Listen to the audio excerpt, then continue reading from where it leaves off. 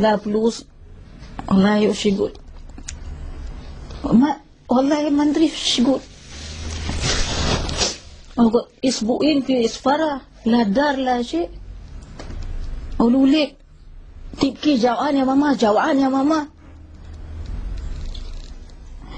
مش يصير حياة 5 سنين يمشي كذا. الله يهديه برك. والله أنا لا سماها للناس من كان سبب.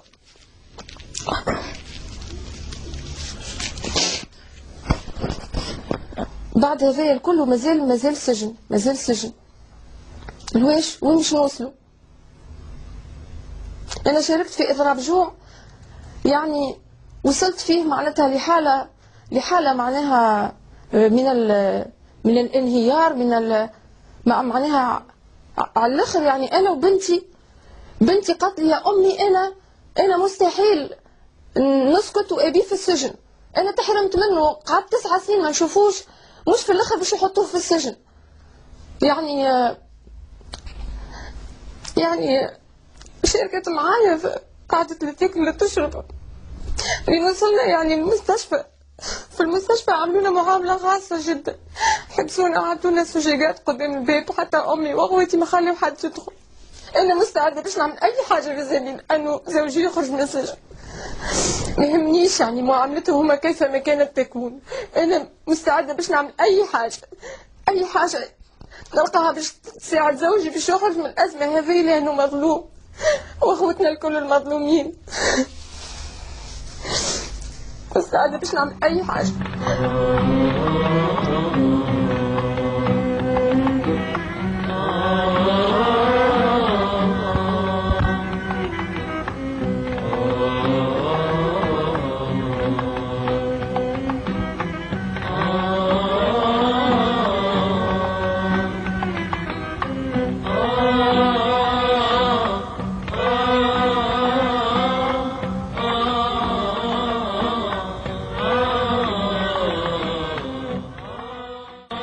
دور العائلات، دور أسرنا وعائلاتنا كان عظيم ياسر، وكان من الأشياء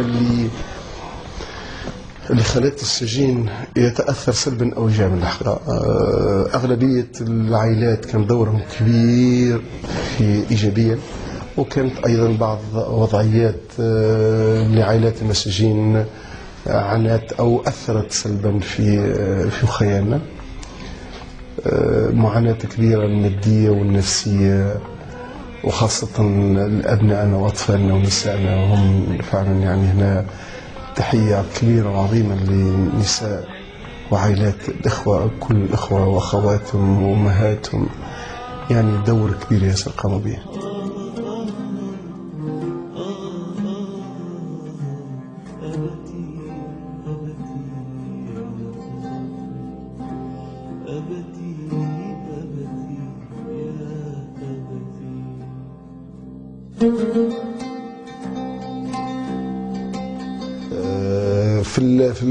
في الزيارة، تضييق العائلة، القرب ياسر من السجين وعائلته، والاستماع لما كل ما يدور. وحدي في الباخوا معايا البوليسية، كل مرة كيفاه الأقل مرة يكون فيهم 3، وإلى حد الآن والآخر الجمعة أكثر مرة 16 واحد، من 3 ل 16 بوليس في بيت كيما هكايا. معناتها واحد كي نحكي أنا وراجلي معايا 16 بوليس، شيء بحنا محمد وشيء في الوسط وشيء حذايا.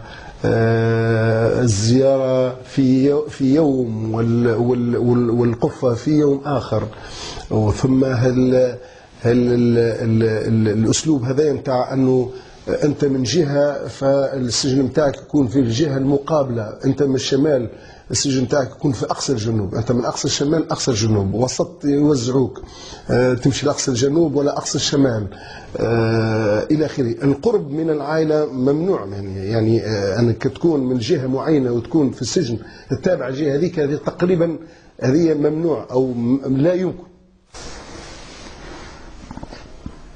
من المظالم معناها اللي تبقى في الذاكرة، معناها محفورة في الذاكرة ما تتمحاش، أنه السجناء الحق العام كله عندهم نهار الزيارة نتاعهم، تجيه يزور ياخذ قفته ويقابل دارهم يحكي معاهم، احنا مثلا الزيارة في النهار والمقابلة في النهار. تصور يجي من جندوبة يهبط للجنوب يعطي القفة نتاعو، ومن غدويكا ولا بعد نهارين كل واحد كيفاش، لأنه مش معناها نظام موحد القفة اليوم وغدوة زيارة، لا، تنجم تعطي قفتك كل يوم وتزور بعد نهارين. تصور أنت وضعية كيما هذه، معناها واحد يجي من الشمال يهبط للجنوب يعطي القفة ويروح لأنه ما عندوش وين يبات، واللي يجي من غير قفة باش يقابل نهار الزيارة لأنه ما عندوش حق باش يعطي قفة. وهم هزوه وتعبوه، تعبونا نحن معاه. يجوني في الليل يجوني في النهار يفرقتوا وهزوا المرة هزوا السجين تاع بلاريج، من بلاريج ادوه لبنزرت، من بنزرت ادوه لتونس، من تونس ادوه للمهدي، من المهدي ردوه لقفص، من قفص ردوه لبنزرت، من بنزرت زادوا ردوه لكيف. نذكر مرة أنا عديت سجن في صفاقس، هذا في السجن في قفصة، من قفصة هبطوني للهوارب، ما عملوش دارنا اللي هم راهم هزوني للهوارب. بعد 6 أشهر يهبطوا دارنا القفصة، يهبطوا القفصة يقولوا راهو في الهوارب، من قفصة يخطوا علي للهوارب، يعني تقريبا من نصف الليل وهما معناها يمشيوا في السيارة حتى المثلاثة، حتى معناها المغدويكا معناها يرجعوا في الليل، معناها هما يمشيوا لأن هم كي يخلط القفصة ما يقولوش راهو مش موجود، لا استنى خليه ساعتين 3. لم تأتي أمنيتي لترسم أحمد الكحلي في الخندق، الذكريات وراء ظهر وهو يوم الشمس والزنبق.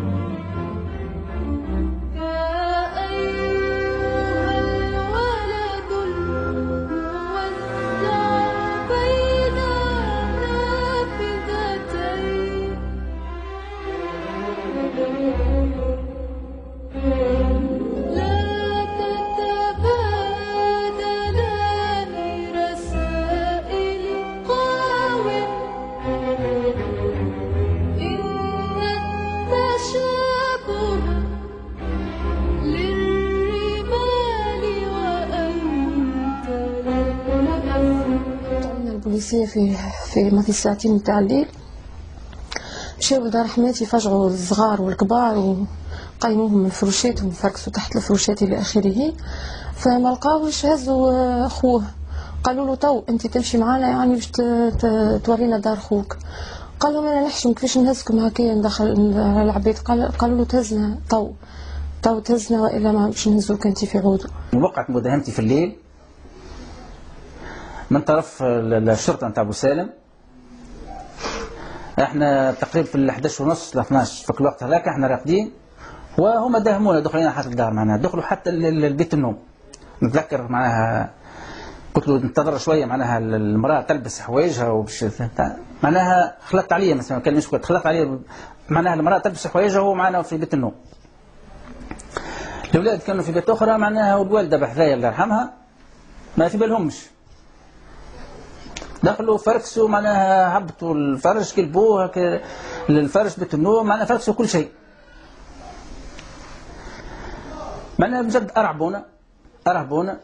الأولاد الصغار في البيت الأخرى ما فطنوش من بعد وقت اللي مشى لهم ويهبط فيهم من فروشاتهم ويفركس لهم فروشاتهم ويشوفوا تحت الفروشات ويقلب في الفروشات. تصور الأولاد الصغار راكدين. ما نعرف حتى شيء على محمد، لا علموني لا دقوا عليا ولا قالوا لي ولا بعثوا لي ولا عملوا تليفون، لا حتى شيء. معناتها إنسان يتخطف محامي في الليل في الظلام كيما العصابة، كيما راه في الأفلام تاع العصابة المافيا، موش تصرف دولة. سامحني، عمره ما كانت دولة تصرف بالطريقة هذه.